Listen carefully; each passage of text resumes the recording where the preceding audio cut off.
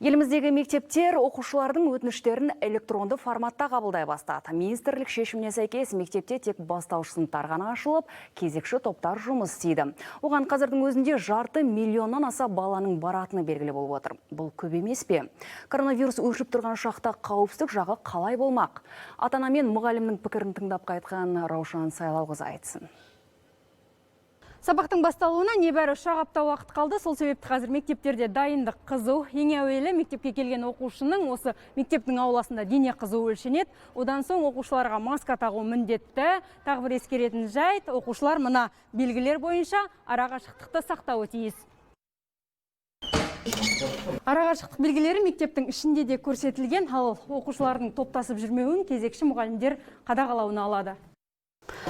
Әр сыныптағы бала саны 15-тен аспауы тиіс. Оқушылар бұрынғыдай екегіден емес, бір-бірден отырады, ал парталардың арасындағы дистанция 1,5-2 метр сақталуы тиіс. Енді еліміздегі мектеп оқушылары білім алып қана қоймай, қатаң санитарлық тәртіпті сақтауы тиіс. Балалардың байланысын мейлінше азайту үшін қоңырау әр топқа әртүрлі соғылады. Мектептің кіреберісінде дезинфекциялау туннелі, төсеніштер орнатылмақ. Ал қол тазалайтын санитайзер ғимараттың бұрыш-бұрышында орналасу керек. Дәл қазіргі уақытта оқушыларға кітаптар үлестірілуде. Оның өзі кезек-кезекпен беріліп жатыр. Биыл елордалық кішкентай тұрғын Дулат Нұрсұлтанұлы да 1-ші сыныпқа барады. Бүгін кітаптарын алуға келді. Ата-анасының көңілі алаң. Денсаулық маңызды, бірақ білім де керек.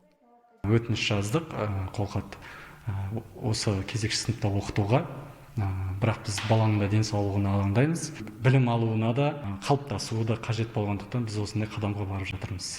Тәуекелге бел буған ата-аналар вирустан қорғанудың дағдыларын балаларға қазірден түсіндірген жөн дейді ұстаздар. Ковидтен сақтанудың амалдары мектепте де балаларға түрлі көрнекілікпен көрсетілген. Жаңа талапқа сай мұғалім кабинеттен шықпауы тиіс. Мектепте жиналыстар өткізуге тыйым салынбақ. Асханалар шағын мектептерде ғана жұмыс істейді. Ондағы тамақтану орындары бейне камералар арқылы бақыланбақ. Дәліздерде қашықтықты сақтай отырып, әжетханаға да бір оқушыдан кіру керек. Балалардың мектепке кіретін және шығатын есіктері бөлек болады. Сабақ ұзақ дегенде 3 сағатқа созылады. 1-ші сыныптағы балалардың 85-86% мектепте оқуды қалап отыр ата-аналар, және 2-ші, 3-ші, 4-ші сыныптардың 30%-дайы мектепте кезекші сыныпта білім алғанды қалап отыр.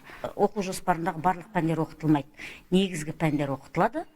Ал мектептегі медициналық кабинеттер күшейтілген режимде жұмыс істейді. Егер оқушылар ауыра қалған жағдайда оқшаулайтын мынадай кабинеттер әзірленген. Мамандар биыл да вирустық аурулардың өршитінін жоққа шығармайды. Өйткені күз мезгілі жедел респираторлық вирустық аурулардың көбейетін кезеңі. Мәселен, өткен жылы науқастанғандардың 65%-ы балалар болған. Сондықтан маусымдық ауру жылдағыша қайталанады, сол кезде коронавирустың де өршуі әбден мүмкін.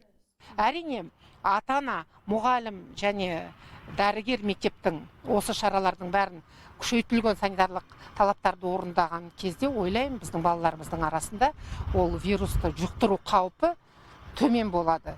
Жалпы бүгінгі күні елімізде коронавирус жұқтырған балалардың саны 2195-ке жеткен. Қазіргі таңда провизорлық ауруханаларда 144 бала ем алып жатыр. Қуанышқа орай қайғылы жағдай тіркелген жоқ. Сала мамандары коронавирус балаларда жеңіл өтетінін айтады. Дегенмен арқаны кеңге салатын кезең емес, қатерлі індеттің қаупі сейілген жоқ. Сондықтан да бала денсаулығына қатысты маңызды қадам жасарда ата-аналардың ойланғаны жөн. Раушан Сайлауқызы, Айдын Нұрғалиев, Бауыржан Бүрлібаев, Жасұлан Жақсай, Қазақстан ұлттық телеарнасы.